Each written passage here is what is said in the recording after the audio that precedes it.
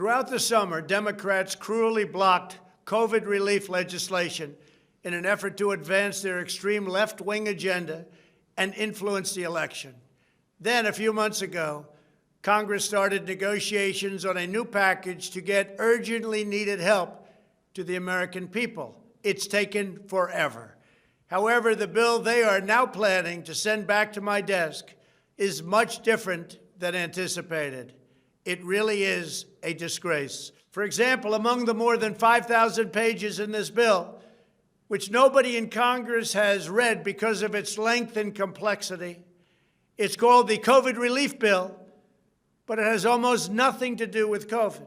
This bill contains $85.5 million for assistance to Cambodia, $134 million to Burma, $1.3 billion for Egypt and the Egyptian military, which will go out and buy almost exclusively Russian military equipment, $25 million for democracy and gender programs in Pakistan, $505 million to Belize, Costa Rica, El Salvador, Guatemala, Honduras, Nicaragua, and Panama, $40 million for the Kennedy Center in Washington, D.C., which is not even open for business, $1 billion for the Smithsonian, and an additional $154 million for the National Gallery of Art.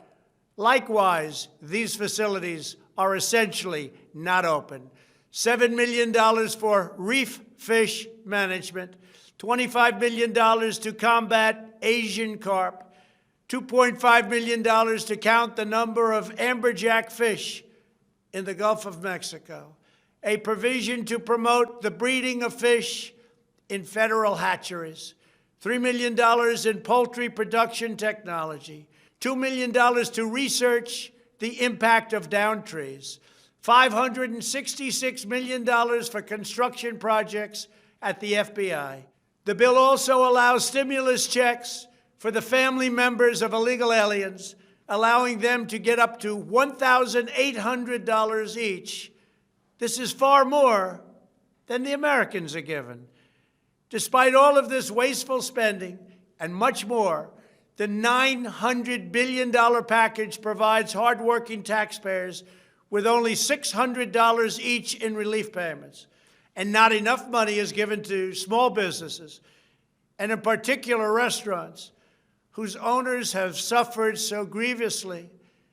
They were only given a deduction for others to use in business their restaurant for 2 years.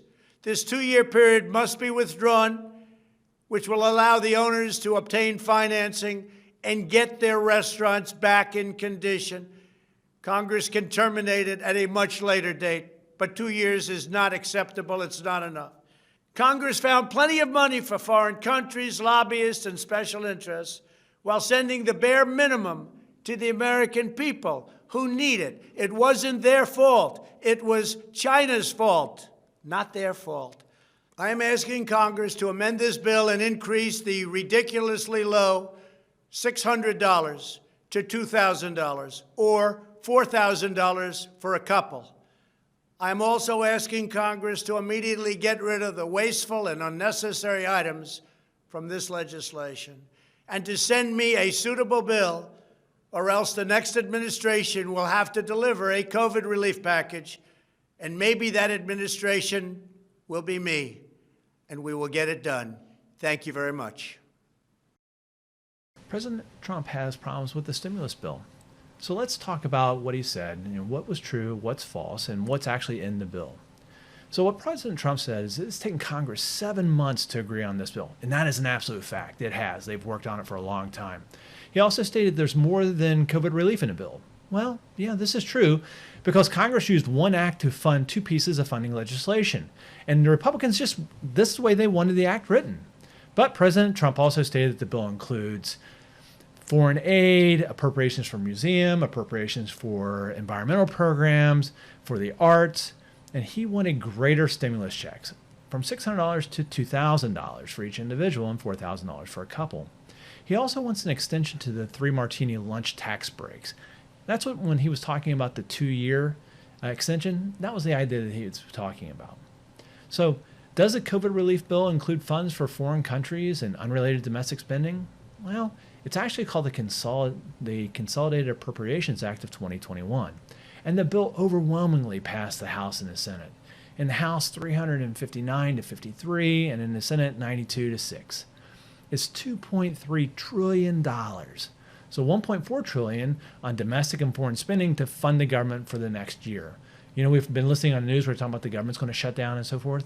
Well, this is what actually will fund the government for a year. And then there's also the $900 billion for COVID-19 relief. So what's part of the COVID-19 relief portion of the bill?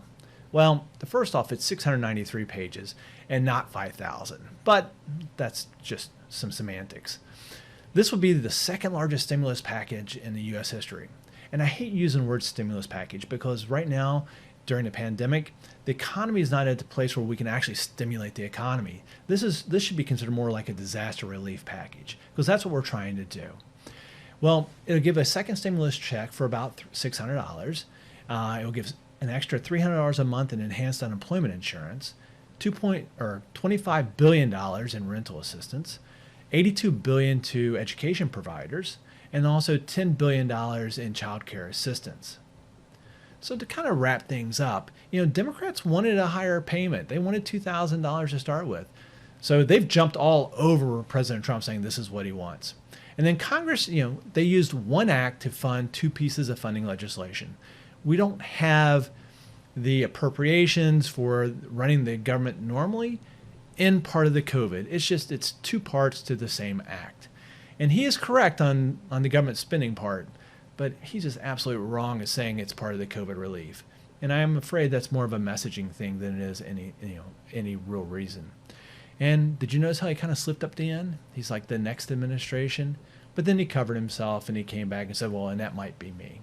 So that's about where we're at with the Consolidated Appropriations Act of 2021. As of this afternoon, the bill's actually been sitting on the president's desk for signature. There is a veto-proof majority, but the president has also stated he's not going to sign it.